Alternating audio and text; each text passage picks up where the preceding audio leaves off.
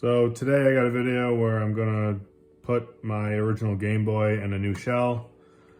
And the reason why I'm doing this is because, well, there's a lot wrong with this. It's just old. There's a lot of scuffs and scratches on the case, which can be seen, especially back here. Some discoloration. So I did attempt to brighten up this case using hydrogen peroxide and UV light, and it can't remove this stuff, this damage, obviously. So we're just gonna go with a new case and get this transferred over. So what I am going to do is take this apart off camera, and then we're just gonna show installing it in the new Game Boy case, which, as far as I can tell, seems to be nearly identical with one exception. This top power button, it appears to me that the original one is gray. The kit comes with a black one. I don't know if at some point these were swapped out and they were changed to black from gray. I don't think they were. But as you can see here on this case, actually, now that I'm viewing from here, we got some cracks and damage to the case, which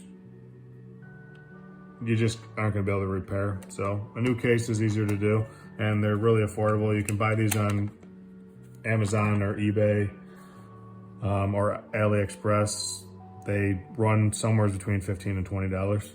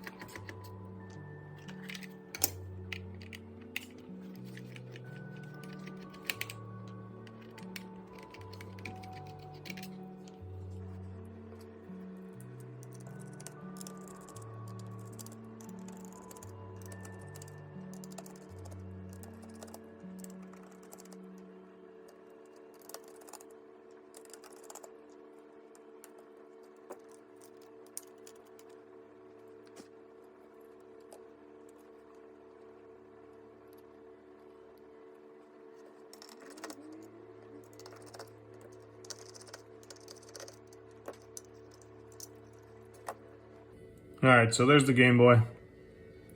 That's the stuff you gotta take apart. And then we're gonna transfer it into this case, which looks brand new and was actually looking way better already. So let's get that taken care of. All right, so the first thing you wanna do is obviously get these buttons put in. So I've said this before, usually the buttons that come with these kits are not as good as the ones that were originally in here, but because I bought the kit and they came with them, I always like to try and test them. If I don't like them or I find that they're just not as good, I'll just put the original Nintendo ones in. These can't go in the wrong way. They're all slotted, just like every other Nintendo handheld, so you don't have to worry about messing this up. And we just got to cover these up with the rubber membranes here. So once those are in place, you can go ahead and take this board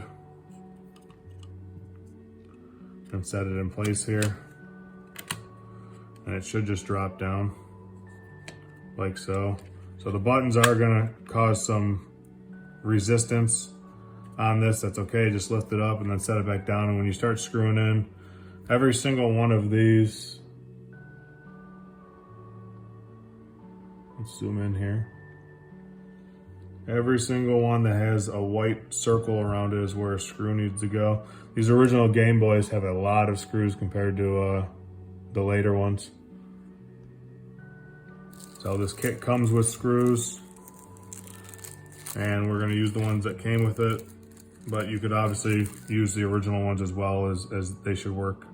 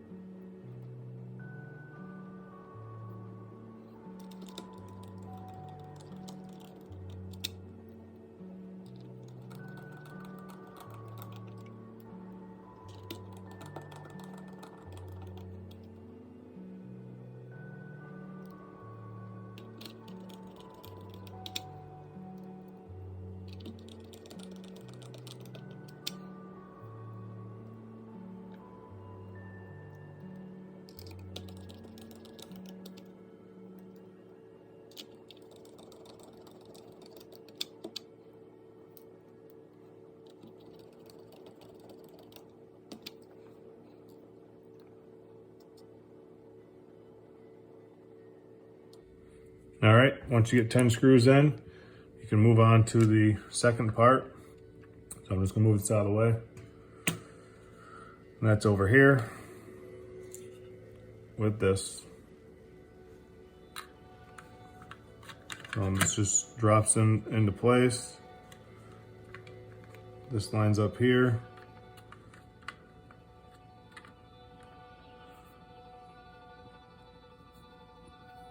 And like I said, I'm not going to use the, this is the black one that came with this, which actually does look nice, but I'm going to use the original gray one because that's what I'm used to. And I'll have to look up and see if a black one was ever included. I don't think it was, but I could be 100% wrong on that.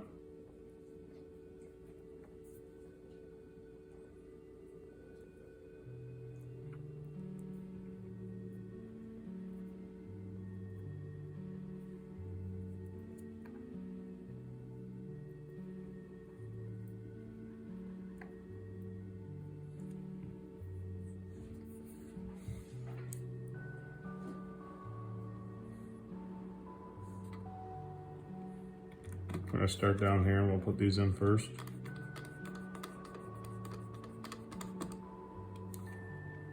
And you don't have to over tighten these, just do them until they're tight by hand. You know, snug them up and then you're done. You don't have to over tighten them or anything.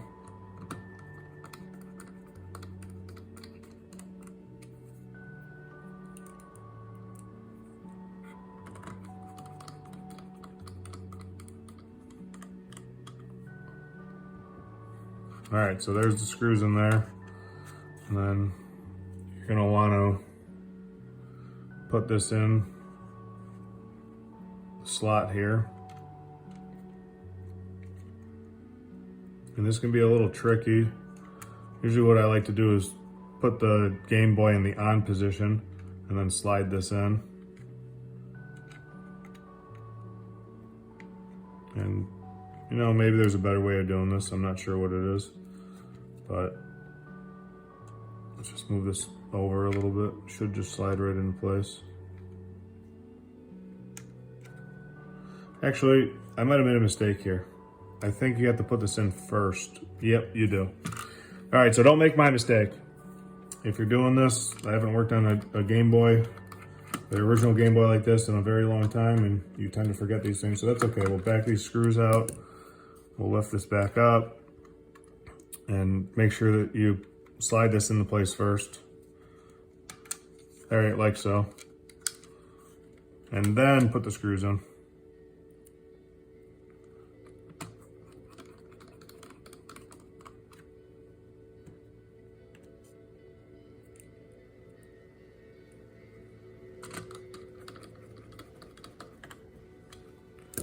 And once you have that done, you can bring the other piece back over. And these have to sandwich together. So this cable has to be plugged in here, and this is just a friction fit. There is no clips on this.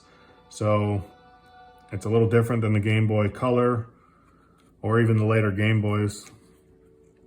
I think there was like the Game Boy Pocket or the Game Boy Light. They all had clips, so it's just friction fit, which can be a little bit, you know, difficult to do with just two hands. I'm gonna see here and see if I can do this on camera, and I apologize, you're not gonna be able to see this because there's no way for me to view this and record at the same time, but I'm just pushing this in place. And you wanna make sure that that's fully seated. Otherwise your screen's not gonna work. Actually, the whole Game Boy is not gonna work because that's the screen and the buttons. That's the daughter board, and then we can just sandwich this thing together.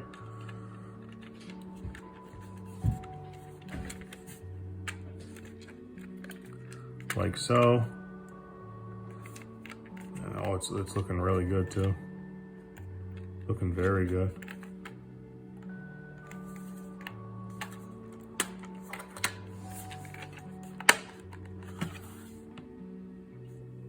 And then you want to swap to a tri-wing tip to put in the last 6 screws, and we have to remove the battery compartment cover because 2 of the screws go there. And these are usually the ones I like to start first because they're the easiest to get to and it'll hold the shell together for you.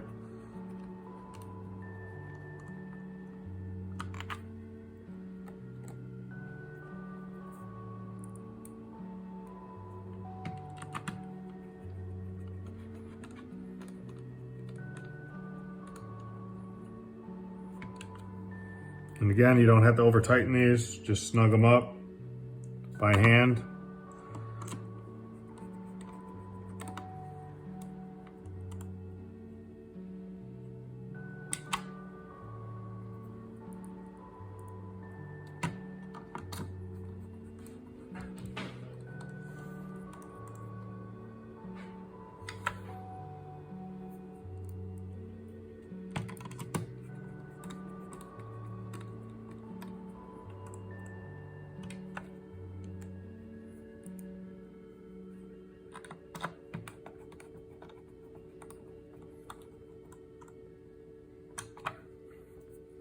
All right, and that's fully together. Hopefully my camera was actually focused during that. I don't know if it was. This is the problem I constantly have. But this looks really good. Oh, it doesn't have all the dings. We just got to get the lens cover on the front display, and before we do that, I'm going to wipe it down with a microfiber cloth to remove any smudgies or any dust or debris. So I'll be right back and we'll get this put in place, which is going to look a lot nicer than the old one, which is heavily scratched and worn.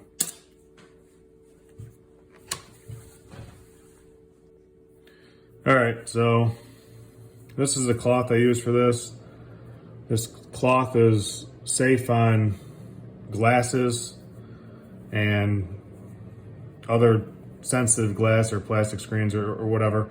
I think they're called, I think it's called Magic Fiber Cloth or Magic Cloth or something. I'm not sure. I'll double check and I'll put a link in the description if you guys are interested. You can buy them on Amazon. But they're really good for getting rid of dust and finger smudgies. And I'm not pushing on the screen very hard. I'm just letting the weight of the cloth do the work. But it's very good at removing dust and fingerprints if there's anything on there, and it won't leave any scratches behind.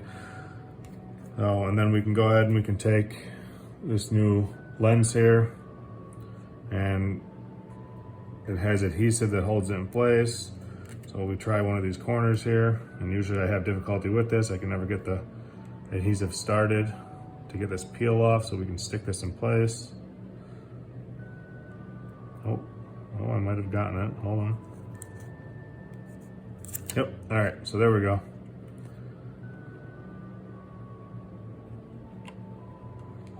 You just want to push it in place. And then we're going to take this cloth again and clean this up. And this cloth is good at removing dirt and grime or fingerprints. Now you usually don't need, actually I wonder if there's a protective layer on this. I don't think there is. It doesn't feel like there is. That's interesting. I'm surprised they didn't include one. That's okay. It looks a lot better than the original one. All right, it's ready to test. Let's throw in some batteries and make sure it's working.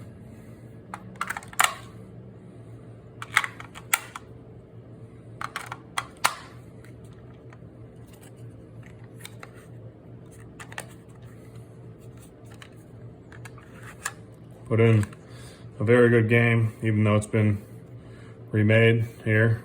Come on, camera, focus. Link's Awakening, still great.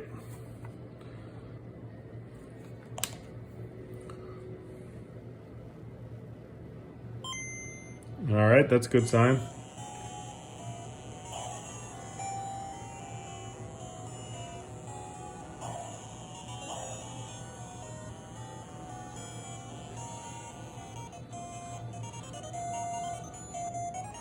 Oh boy, I don't miss these original screens at all. Let's turn that down a little bit. You guys might not be able to hear me. The speakers sounds great though.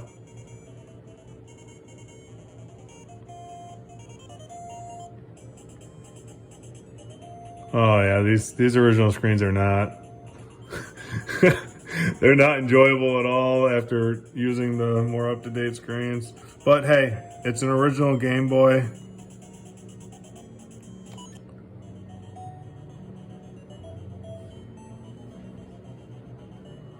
It actually looks pretty good for what it was. I can't believe I spent so many. I must have spent thousands of hours playing these when I was a kid. But hey, there you go. The original Game Boy in a new shell here. It looks absolutely wonderful. As you can tell, my original game here is also discolored. But there's not much you can do about that. I don't want to risk damaging the label. Actually, if somebody knows how to use the peroxide and UV light on these cart cases without damaging this label, if there's a method for that, post it in the comments for me. I would love to do a video on that and just know how to do that. I got so many old Game Boy games that are just discolored. They, instead of being gray, they had this dingy brown stain, yellowish stain to them. So, but this looks gorgeous now, and I think that was the right choice. I don't really care for the black, but hey, thanks for watching, and I'll catch you guys in another video. Oh hey guys, it's me, T-Zerf. I'm back. The one thing I will say about this kit is it does not come with the original sticker for the 1-800 number for repair and service. That being said, you can buy this at so many places online for a couple bucks that you can just purchase it separately and put it on. Anyways, catch you in another video.